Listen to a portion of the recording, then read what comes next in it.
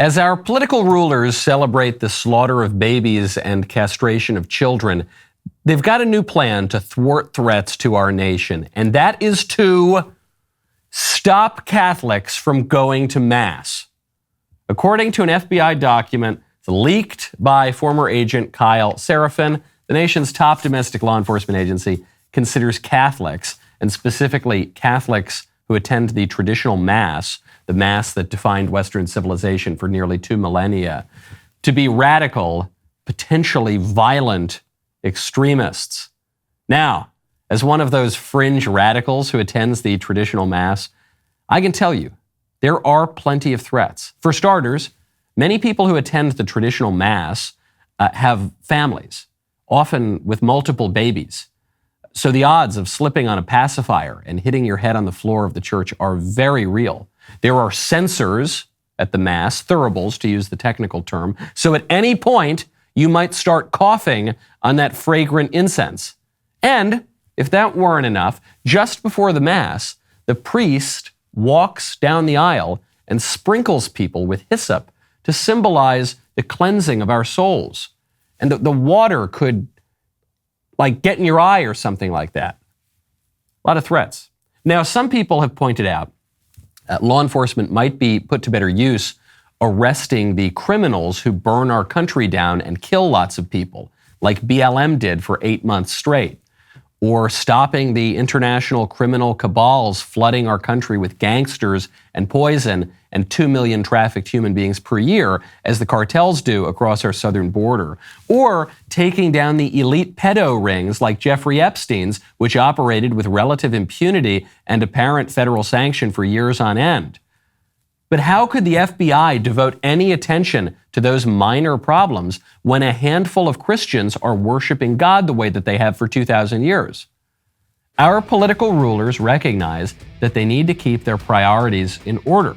And those rulers, the principalities and powers of this world, have made their priorities perfectly clear. I'm Michael Knowles. This is The Michael Knowles Show.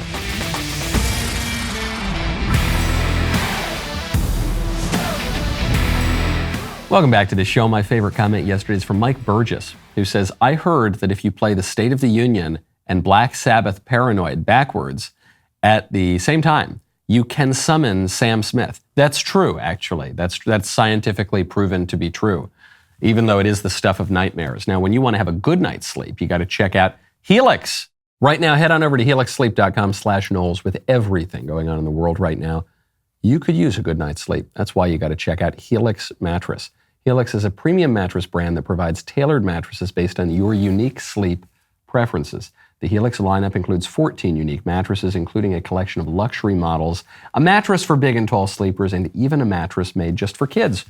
I have had my Helix for years. I absolutely love it. It's a fabulous mattress, super easy. You don't need to worry about buying a mattress online. I was a little nervous about that.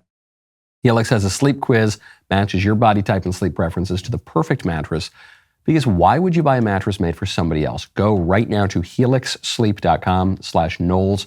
Take their 2-minute sleep quiz. Find the perfect mattress for your body and sleep type. Your mattress will come right to your door for free. Plus, Helix has a 10-year warranty, and you get to try it out for 100 nights risk-free. They will even pick it up for you if you don't love it, but you will love it. Helix has over 12,000 5-star reviews. Their financing options and flexible payment plans make it so that a great night's sleep is never far away. Helix is giving our listeners right now 20% off all mattress orders and 2 free pillows. Hurry over to helixsleep.com/Knowles. With Helix, better sleep starts now. Speaking of crime, all those terrible crimes of Christians going and worshiping God in the traditional way of 2 millennia, there's some other crimes going around our culture, and a lot of people are defending those crimes. There's a documentary out from Vice, the left-wing magazine media company, in which libs make an argument explicitly that they've been making implicitly for many, many years, namely that if you criticize crime, you're actually criticizing a race and a culture. Statistically, it is true that Asians, on average, make more money, in terms of medium, make more money, better test scores, get into better colleges, all that stuff. I think the question is, why is that? And I don't know, model minority, whatever that label wants to mean. That's actually a myth because we cannot be... Well, no, listen. Well, let me finish my point. We need to observe what makes people successful and unsuccessful. And I think when you look at trends that are generally true in the Asian community, not of everyone, but are generally true, usually you have families that are sticking together. You have, people are taught to work hard in school, not get into trouble. I think that translates to why Asians en masse are successful. And I don't think you have to be Asian or white for that matter to not have kids out of wedlock, not, commit crime, not cause trouble, whatever it is. It's just a matter of common sense. That's what makes people successful. And if that's so-called assimilation, having a nuclear family, buying a house, going to school, whatever it is, then yeah, okay, call me a pro-assimilation then. I think there's a difference between assimilation and erasure. Yes. Yes, there it is, right there at the end. Throughout the whole clip, if you were only listening to it, you weren't able to watch the just beautiful expressions on the faces of all the libs on the panel. He says, I just think probably people shouldn't have kids out of wedlock, and they should get married, and they should do well in school, and they should not commit crimes. And you look on the people's faces, they say, oh, is he really telling people not to commit crimes?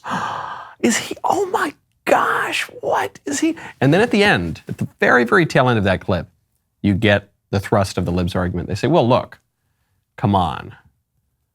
What you're talking about, that's not assimilation, that's erasure. Erasure is the lib term that describes when you disrespect and erase different cultural groups and racial groups is usually how it's applied. Which is to say, the libs are suggesting that crime is just an integral part of certain races and cultures, which sounds like the kind of argument that if we said it, they would call that racist. But they're the ones who are saying that. And it is not true. It is not true. Our society says that, though. Our society says that good culture is a crime and that criminal culture is good. Our society says that people going to mass with their families to worship God on Sunday, that is tantamount to a crime. It's violent extremism. It's terrorism. Let's go sick the feds on those Catholics. But people who are committing actual crimes, robberies, looting, murder, that's just their culture. And we can't tell anyone that their culture is bad and we need to let them off the hook. And BLM goes and burns the country down for 8 months. Well, let's drop the charges. Come on. Society made them do that.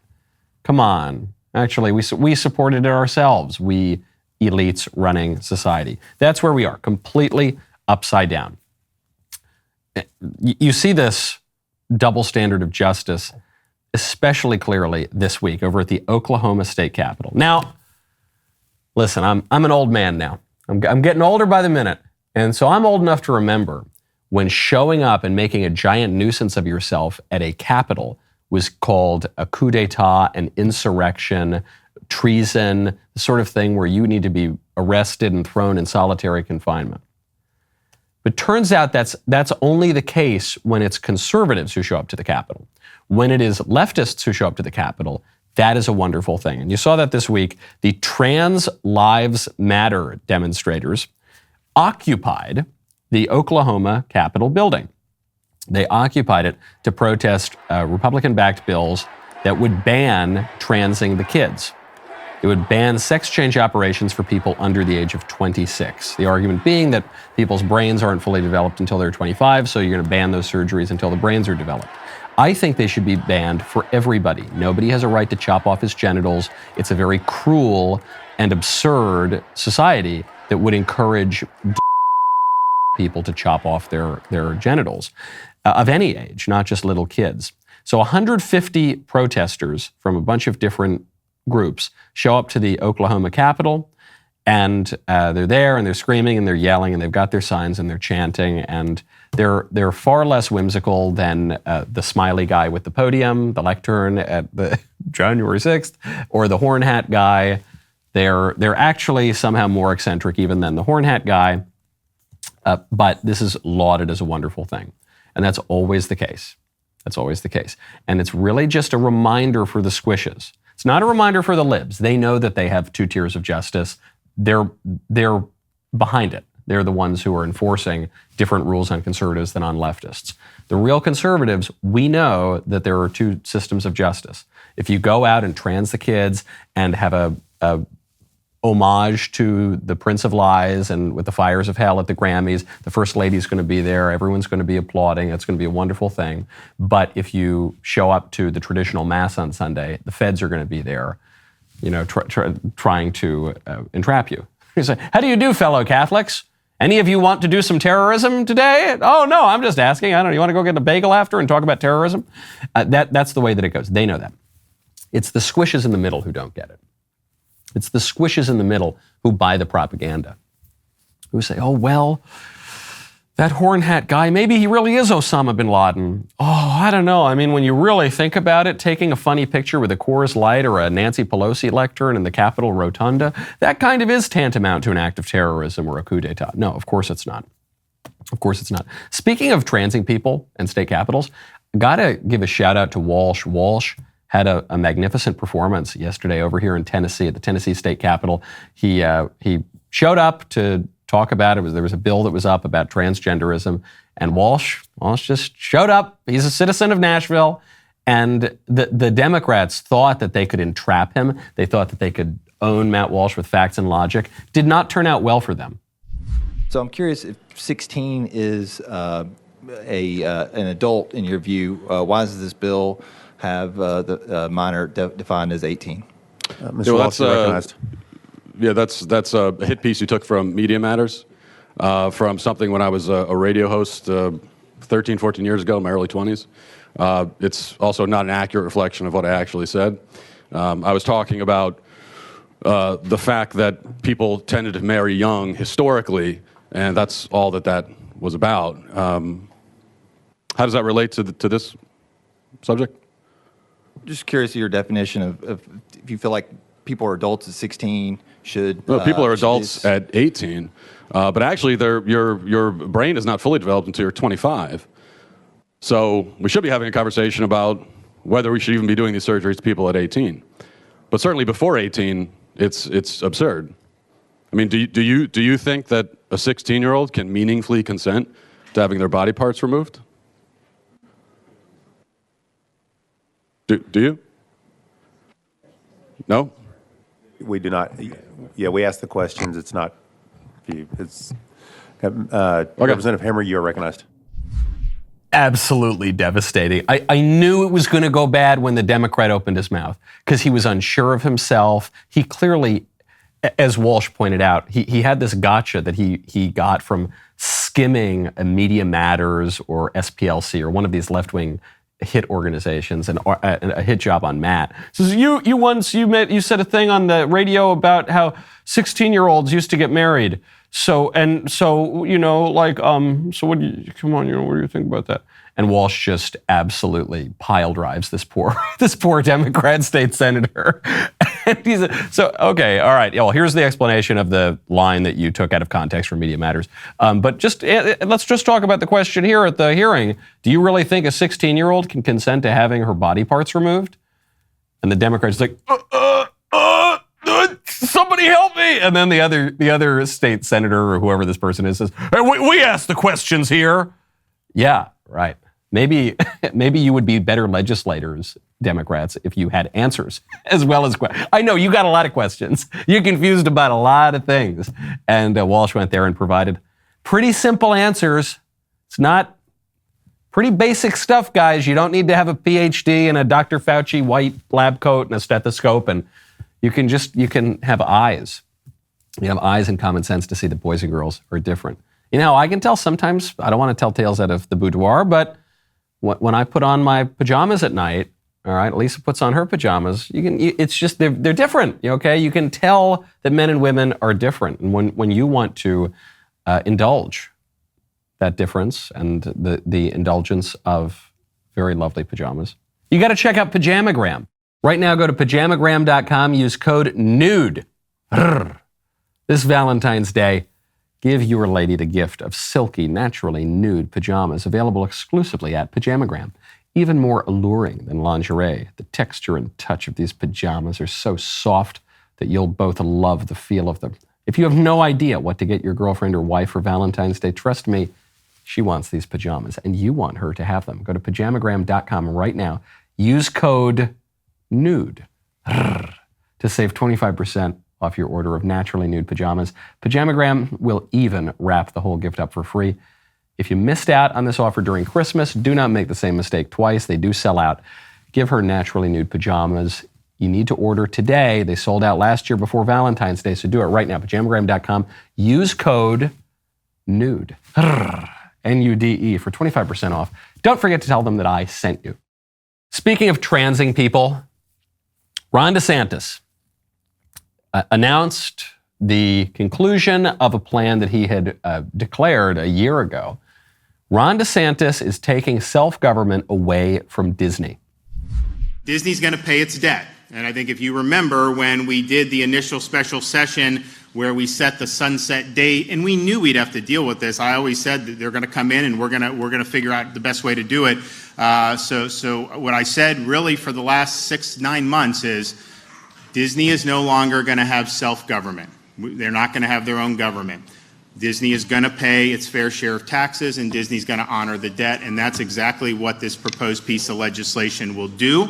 If you remember when we first went down this road last spring, a lot of folks in the media were saying that, oh my gosh, Disney's actually going to pay less taxes and Floridians are going to pay more taxes. They were saying that, and I'm like, you've got to be kidding me. Well, this puts that to bed, and so those debts will be honored and those will be paid. Now, this is obviously now going to be controlled by the state of Florida, which is no longer self-governing for them. So there's a new sheriff in town, and that's just the way it's going to be.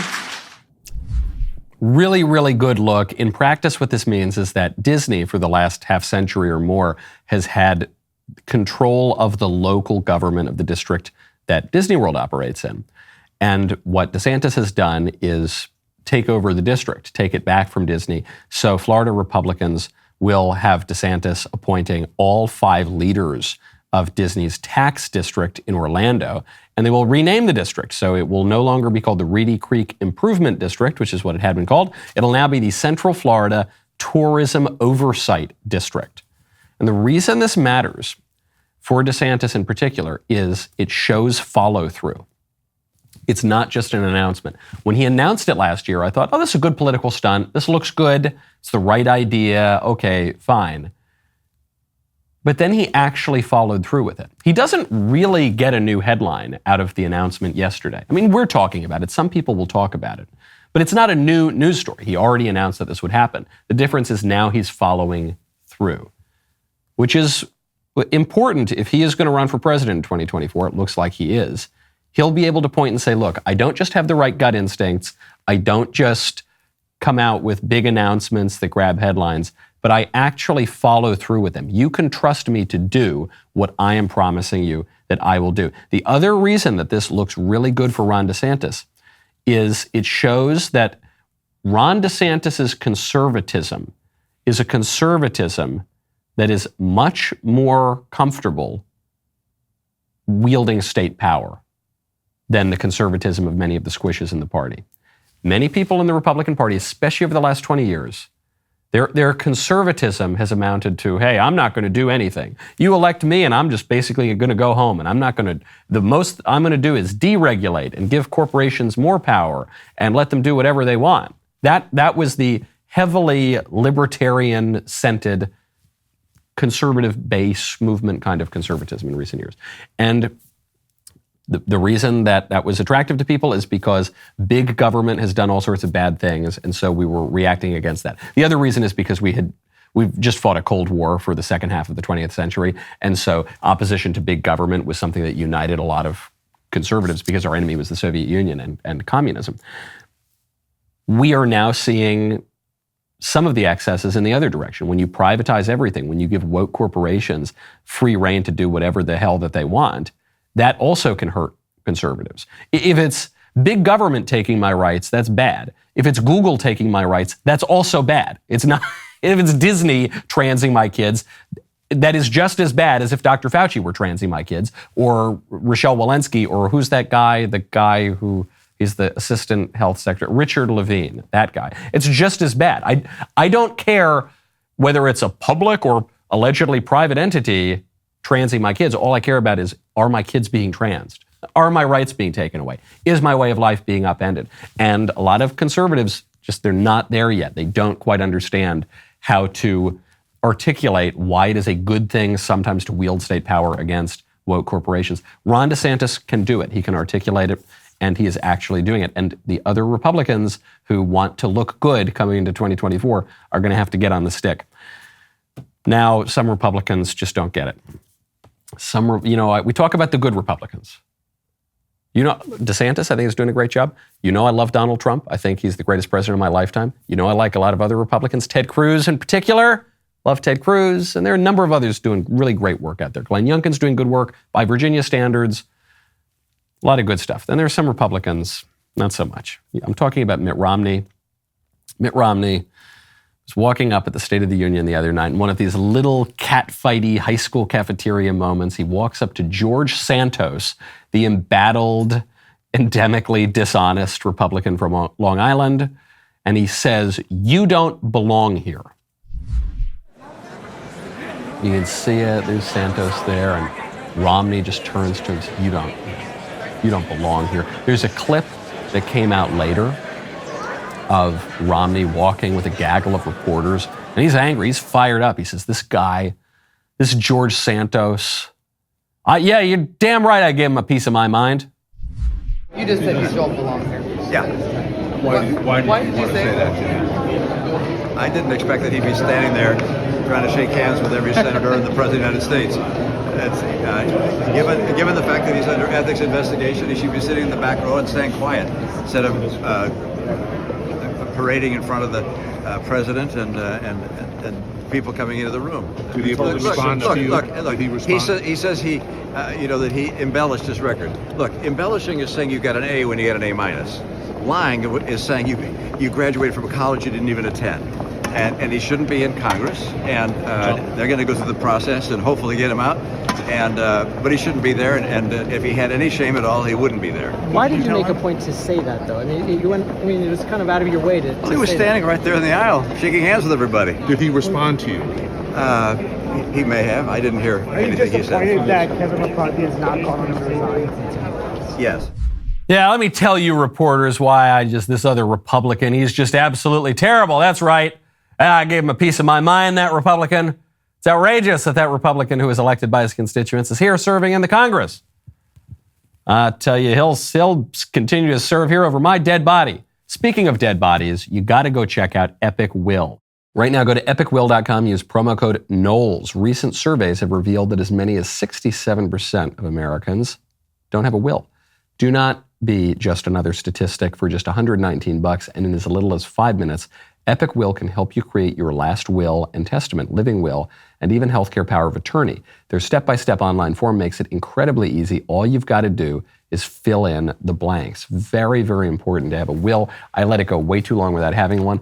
But if you don't have a will, then you don't know what's going to happen to your money and your stuff, and most importantly, your kids. Choose today to be the smarter half of Americans that do have a will. Go to epicwill.com, use promo code Knowles, Knowles, to save 10% on Epic Will's complete will package. Epicwill.com, promo code KNOWLES, because I can promise you, my friends, you will die someday. And you're going to put it off and put it off and put it off. Don't do that. Don't let that nag at you. Have that peace of mind that comes from knowing that your stuff and your family are going to be safe. Epicwill.com, promo code Knowles. Mitt Romney says George Santos doesn't deserve to serve in Congress because he's a liar. Okay, fine. Yeah, he is a liar. He's got all these sorts of shady things in his past.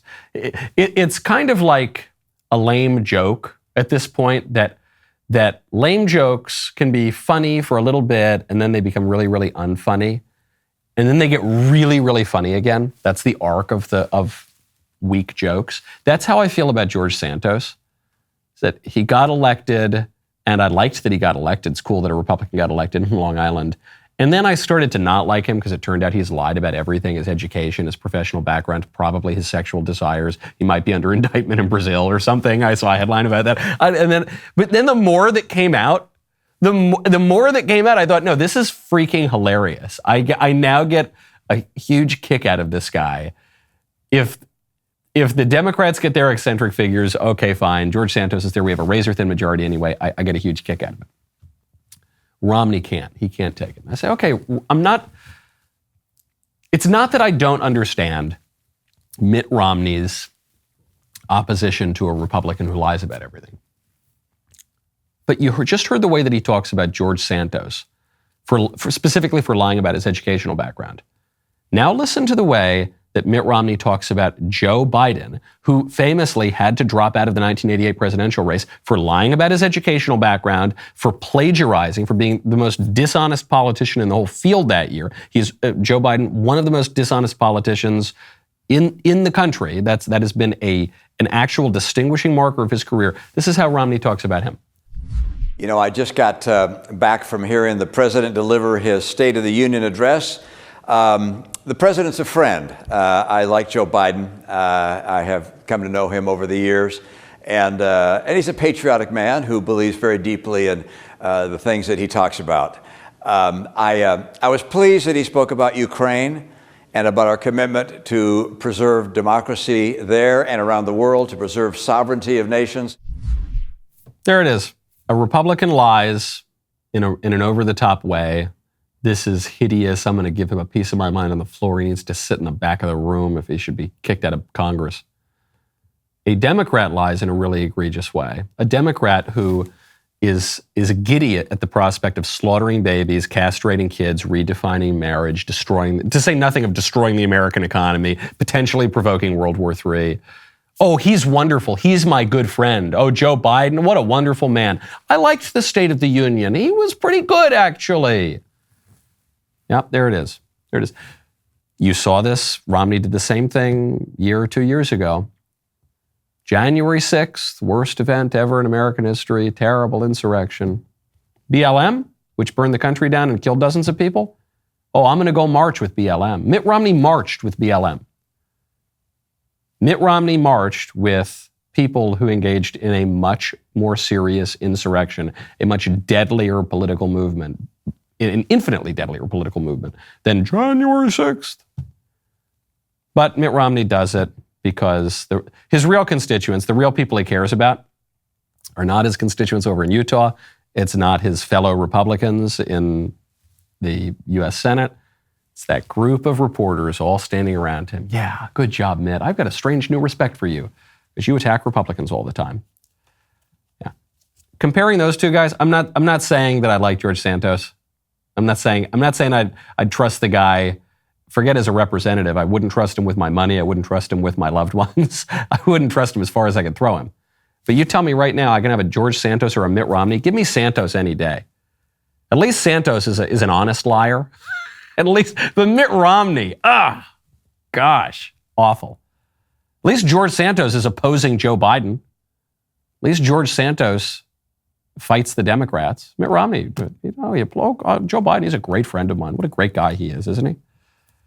Speaking of liberal Republicans, liberal Republican in the House, Nancy Mace, just came out at a congressional hearing to do a really wonderful thing to expose the terrible side effects of the Fauci ouchie. Twitter files make it apparent Twitter worked overtime to suppress accurate COVID information. Dr. Jay Bhattacharya is a professor of medicine at Stanford who once tweeted an article he wrote about natural immunity. Thanks to Elon Musk's release of the Twitter files, we learned some of his tweets were tagged with the label of Trends Blacklist. Apparently, the views of a Stanford doctor are disinformation to you people. I, along with many Americans, have long-term effects from COVID. Not only was I a long hauler, but I have effects from the vaccine. It wasn't the first shot, but it was the second shot that I now developed asthma that has never gone away since I had the second shot. I have tremors in my left hand, and I have the occasional heart pain that no doctor can explain, and I've had a battery of tests. I find it extremely alarming Twitter's unfettered censorship spread into medical fields and affected millions of Americans by suppressing expert opinions from doctors and censoring those who disagree with the CDC. I have great regrets about getting the shot because of the health issues that I now have that I don't think are ever going to go away. I love it. Preach, lady. That's great, especially coming from Nancy Mace, because Nancy Mace is not some rock-ribbed conservative Republican. Far from it. She is one of the most liberal Republicans in the whole caucus. And even on this issue, Nancy Mace, not that long ago, was going on CNN to promote the experimental drug.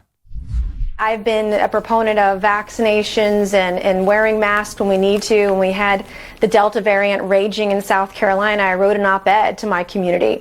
And I've worked with our State Department of Health. I've run ads encouraging my district to go and get vaccinated. And when we have these variants and we have these spikes, to take every precaution from washing our hands to wearing the N95 or KN95 masks more than the medical mask, there is a statistically significant number of people that are protected from COVID when they wear those masks. So it's ironic that you've got Nancy Mace at the big tech hearing complaining about censorship, of mis and disinformation. She did spread a lot of mis and disinformation, and I think she did it honestly. She spread the information that she was unfortunately believing from the crooked left-wing public health authorities. And now, after having done that for quite some time, she says, wait a second, I got the stupid shot. I regret it. I shouldn't have gotten it. I have health issues from it now. And it's outrageous that you, big tech, you were censoring information. The lesson here is that the best shot that we have of getting answers to all of this, the best shot that we have at stopping the censorship, specifically of the medical information on the internet, is when the vaccine harms people in power. That's it. I'm sorry to say it. I'm sorry that Nancy Mace is suffering side effects. I'm sorry that lots of people are suffering side effects from the experimental drug. That's a bad thing. It is simply a fact, though, that the only way we're going to get to the truth of this, we're going to expose the truth and we're going to stop the censorship of the truth. It's not when Great Aunt Sally had side effects from the vaccine. It's not when your kid gets myocarditis because his school made him get the vaccine. It's when members of Congress have side effects. It's when people with a platform and with the ability to wield political power, when they deal with it, that's when you're going to get answers. I said the other day when we were talking about that viral clip of a little girl being beaten up on a school bus, I said, nothing's going to happen here. There's not going to be some new rule. There's not going to be some new law because the people who make the rules and the laws don't send their kids to those schools. So they just don't care. It's a hot political potato. No one wants to touch this.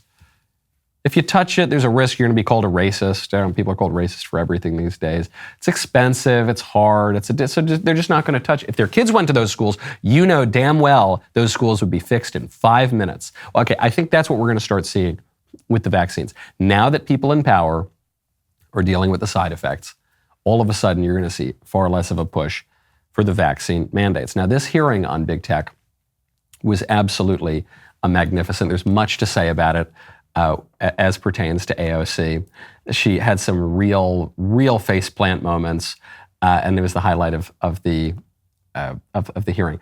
I'm going to get to more of it tomorrow. There's one that I have to get to, though, is AOC complaining about the Republicans complaining about the suppression of the Hunter Biden laptop story. New York Post had this alleged information and was trying to publish it without any corroboration, without any backup information. They were trying to publish it to Twitter. Twitter did not let them, and now they were upset. I believe that political operatives who sought to inject explosive disinformation with the Washington Post couldn't get away with it. And now they're livid. And they want the ability to do it again. They want the ability to inject this again. So they've dragged a social media platform here in Congress. They're weaponizing the use of this committee so that they can do it again. A whole hearing about a 24-hour hiccup in a right-wing political operation. That is why we are here right now. And it's just an abuse of public resources, an abuse of public time. We could be talking about healthcare. We could be talking about bringing down the cost of prescription drugs. We could be talking about abortion rights, civil rights, voting rights. But instead, we're talking about Hunter Biden's half-fake laptop story. I mean, this is an embarrassment. There it is. So first of all, the factual claims she's making are not true. She says it was a half-fake laptop story. It's not. The Hunter Biden laptop story was completely 100% correct. It was not a right-wing political operation, or if the right wing obviously liked the story because it exposed the truth about the Biden family and a lot of crimes, but it was a true story. They got it completely right, and the libs censored it anyway. What AOC just said there at the end, though, was her Hillary Clinton moment. What she said at the end there was her Benghazi hearing. What difference at this point does it make? Who cares? Who cares about the Hunter Biden laptop story? That was the commentary. The commentary from the hearing was, are we wasting our time? Who cares about the Hunter Biden laptop story? You do. You guys obviously care. You obviously cared enough to instantly weaponize all of big tech to censor this story. Not just on the public platforms.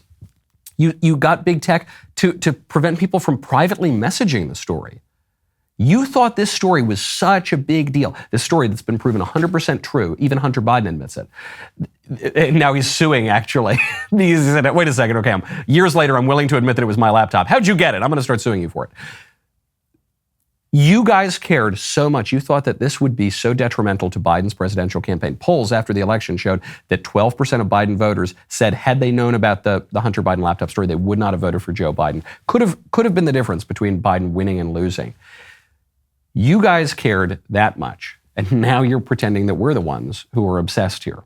This is what the libs do all the time. They say, who cares about transgender bathrooms? You do. That's why you're trying to change the bathrooms. We conservatives had no problem with men using the men's room and women using the women's room. You're the one who made a big deal about it. You're the ones that started passing all these crazy laws and showing up to the state capitals and screaming and crying and pretending that men are women. You're the ones doing it. And conservatives should not fall for this. Do not fall for that trick and that trap of saying, well, you guys, if you show any interest in this issue at all, you guys are obsessives. You're fanatics. No. We like the truth. We care about the truth. You're the one starting all of the aggression in the culture wars, and now you got caught. We got you dead to rights, lady. Last week, I told you all how we got one step closer to the crunch in our breakfast cereal coming from bugs and not from whole grains. The EU officially enacted a statute allowing food producers to incorporate cricket powder into its flour-based products, not because it tastes better, but because the political elites have deemed that eating the bugs is better for the environment. So right down to the food you eat, the world wants to make you woke, but not Dennis Prager. He wants to make you wise. And the founder of PragerU is going to do just that in a never-before-seen series exclusively on DailyWire Plus called The Master's Program with Dennis Prager. Dennis is a mentor with a wealth of experience, and what the Master's Program aims to do is take 40 years of wisdom and experience from one of the most influential conservative thinkers today and distill it all down to its essence. He covers such topics as the consequences of secularism, and is human nature basically good?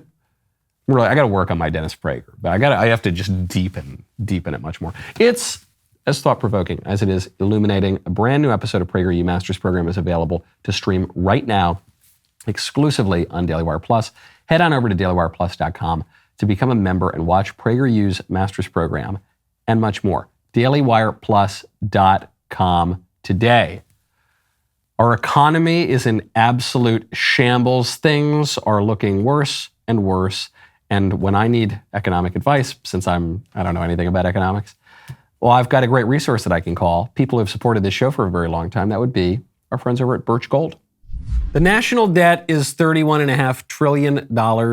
The Fed met last week to promise that everything's going to work out just fine. We've heard those promises before. Hasn't always been great.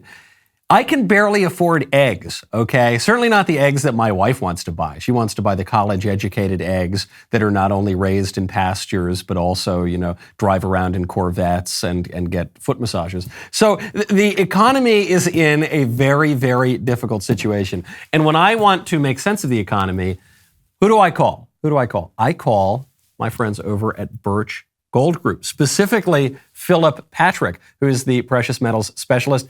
We had Philip over, I think it was maybe a year ago or so, came on and was able to illuminate my basic economic ignorance. And so I'm hoping that we can have a similar effect. Again, thank you, sir, for coming on the show.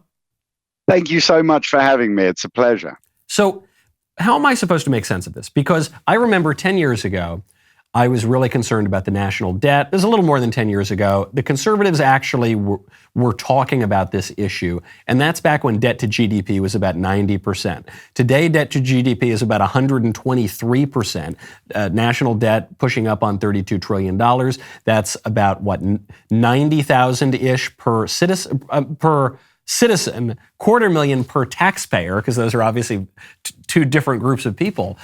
So what does it mean for the future of the economy? I mean, what does it mean that eggs now cost $9 a dozen?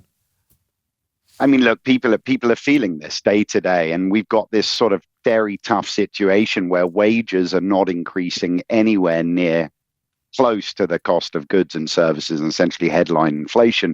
And that becomes very problematic, because that's when people's paycheck doesn't do what it did last month or the month before. It's a very tough climate that we're in. We're facing this concept of stagflation, right? Stunted economic growth coupled with rising inflation. It's very painful. We had it 70s to 80s was the last time here in the United States. It's a perfect storm. We've got a lot of tough issues coming together at once. Now, Philip, what do you make of Fed Chairman Jerome Powell saying that actually you don't need to worry about increased inflation? I think he said that the disinflationary process has begun. You don't buy it? I just don't buy it at all, right? If we dig into the numbers, it's pretty obvious. We haven't seen very many meaningful reductions. So headline inflation has come down a little bit, but core inflation, and that is everything outside of food and energy, is really sticky. What's interesting, though, is looking at where prices have fallen. They've fallen in exactly two categories. One, gas, which surged, of course, a year ago and now is reverting back to the mean a little bit. And I think predominantly on the back of demand destruction, and used cars and trucks, right? That's it. Everything else pretty much has gone up. So this idea that we have a handle on inflation, I think, is a little bit of a fallacy. In fact, former Treasury Secretary Larry Summers came out and pointed out, he said, look, inflation is still at levels that would have been deeply alarming just 2 years ago. More than that, though, I think we've got to look at the bigger picture, right? 89% of CEOs are predicting a recession this year. We're seeing very large layoffs in the tech sector. Corporate spending on equipment has plunged now to the same levels as the worst of the sort of pre-pandemic panic. My point is simply that this rosy picture, strong jobs reports or declining inflation, it's a little bit of an illusion. And I think CEOs who are operating in the real world, they know it, and they're already tightening their belts in anticipation, I think, of a very tough few years ahead. So, yeah, tough times ahead. Do you think that the political debates going on right now, specifically over, say, the debt ceiling, which is this recurrent, it's now a perennial political debate, and the Republicans don't want to raise the debt ceiling, and the Democrats do, and then eventually they end up doing it. Although now the GOP has the House, so I guess it could be a little more tense. Do you think that is going to have serious economic consequences? The debt ceiling debate is incredibly important. I mean, you mentioned at the beginning of this, how debt has expanded over the last 10 years, debt to GDP. I mean, the US's debt to GDP position is in line with countries like Venezuela. And I mean, it's bizarre at the moment. But the debt ceiling debate is very, very important, right? Right now, as you mentioned, we're sort of at this impasse, right? The Republicans are saying, look, we're only going to raise the debt ceiling if we make some cutbacks, we curb this spending. And the Democrats are coming out and saying, no, right, we don't. We want a clean debt ceiling height. We want no conditions on the debt ceiling height. Now, the Republican side is one I understand, right? We're amassing debt. They're saying, look, if we're going to continue to spend money, we need to try and curb it in certain areas and sort of bring it down. It's the Biden regime's position that I find very tough to understand, right? They've drawn a line in the sand. They're saying, look, we don't want to negotiate. This isn't a binary issue of principle here. We're not talking about abortion or gun control. We're talking about fiscal discipline. This is about balancing the books. Coming to the table unwilling to negotiate is a bizarre and, quite frankly, indefensible position. What they've issued is essentially an ultimatum, and it's just not going to work. Talking about what's at stake here, though. There is a lot at stake, right? The debt ceiling is the only limit we have on infinite government spending. The Federal Reserve, they can print infinite amounts of dollars. That's not the problem. The problem is that our leadership has been running up debt ever since 2001. That was the last year that income exceeded expenditure here in the United States. And quite simply, that cannot last forever. It is unsustainable. So this debt ceiling debate is very, very important. The Republicans won't allow a default, but they've got to force some concessions. It's a great point that unlike certain political issues, this isn't simply black or white, an issue of principle. The fact that Biden refuses to negotiate about money, about dollars, which obviously, if we can't come to some kind of compromises and agreements about dollars, we're not going to do about anything. But then even, I don't want to let the Republicans off the hook. The fact that the Republican leader has said that entitlement reform is completely off the table is, I get it, entitlement reform is not a popular political issue, but entitlements are 46% of the federal budget. So if you're not going to touch entitlements, the only way that you could possibly get down to balancing the budget would be to cut 85% of all other spending, which is impossible, right? You're not going to get rid of effectively all government spending other than a handful of entitlement programs. So we're just sort of stuck. And so what are we going to do? We're just going to keep amassing debt until our dollars and our political influence around the world is worthless? I mean, sadly, it's looking that way, and this is why it becomes an issue of leadership. But you're right, it's both sides of the fence. Like I said, it's been since 2001 that we haven't managed to really get a handle on this. We've had Republicans and Democrats. So this is a political issue, and we've got to curb it. At the end of the day, over the last 300 years, there have been 700 currencies, and they've gone one of two ways. They either significantly devalue through money printing, right? Pound sterling being one of those, or they disappear entirely. So this is a strange position. It's not one that we haven't seen before in history, but if we want to keep our position as global reserve currency world leader, this is a problem we have to get in check, and we have to do it now. It's very important. I know that your expertise, obviously, Philip, is in gold, and I, being of Italian's extraction, know a thing or two about gold myself. I'm not buying up quite as much as the central banks are, but the Italians they like some nice jewelry every now and again. So I read somewhere that we're seeing an uptick in gold buying from global central banks. Is that? I don't know anything about that, and I certainly don't know what that means.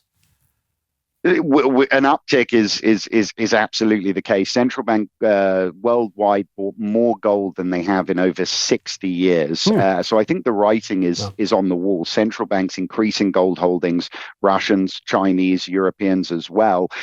What we're seeing is a global trend of de-dollarization. And I think looking at what the US Federal Reserve is doing, increasing the amount of dollars. Listen, 80% of dollars that exist worldwide didn't exist 3 years ago. That's the scale of this policy, right? And look, central banks around the world, they're holding dollars. The more money we print, ultimately it leads to a devaluation of those dollars. And shorter term, gold is the way to hedge against that. When the dollar goes down, gold prices move up. And I think what central banks are doing is saying, look, the Fed are printing money. Let's hedge some of that exposure using gold. What's true for them is true for us as individuals, albeit on a much, much smaller scale, right? We're holding dollars as well. Those dollars are losing buying power, and gold is one of the best ways to prevent that, right? They go up as the dollar goes down. They increase with the cost of living. So they're a very good way for governments to hedge dollar decline, but for individuals as well. And that's why we're seeing that trend. No, I tell you, I had this thought. Fortunately, right now, people obviously want to have a diversified portfolio, and that includes, especially if you're kind of conservative in your economic thinking, that is going to include some precious metals. It's almost certainly going to include gold. I was kicking myself, though, because while I'm not very exposed right now on stocks, which is good. That saved me some money in recent years. Yep. I've just got too much cash. And so you see, as you see, one never has too much cash. But in terms of where you're diversifying your portfolio, if you've got a lot of your money in cash, then when inflation hits at record levels, as it has in recent years, you are just burning money. Well, I'm glad you've Philip, underscored my family's and my culture's natural inclination to get gold. Not just for the pinky rings, though. Maybe in larger quantities than that. Philip, thank you so much for coming on. And where can people learn more? It's very simple. They text Knowles to 989898. Again, that's Knowles to 989898. And what that's going to do, it's going to give them access to information, because information is everything. Once you know the problems, the solutions start to present themselves. So we're offering a free information kit for your listeners, for your viewers. They can come out, learn a lot about gold. And once you know, the decisions become easier. That's great. Philip Patrick, thank you so much for coming on, as always. We'll see you next time there's an economic meltdown and I need to pick your brain some more. I look forward to it. Thank you for having me, Michael. So just text Knowles to 989898. We've got a lot coming up on the member block. It is Woke Thursday. Isn't it supposed to be Woke Wednesday? It's Woke Thursday, though. The producers have a video. They say they need my expertise on radical leftist culture. The rest of the show continues now. You don't want to miss it. Become a member at dailywire.com/Knowles. Use code Knowles at checkout for 2 months free on all annual plans.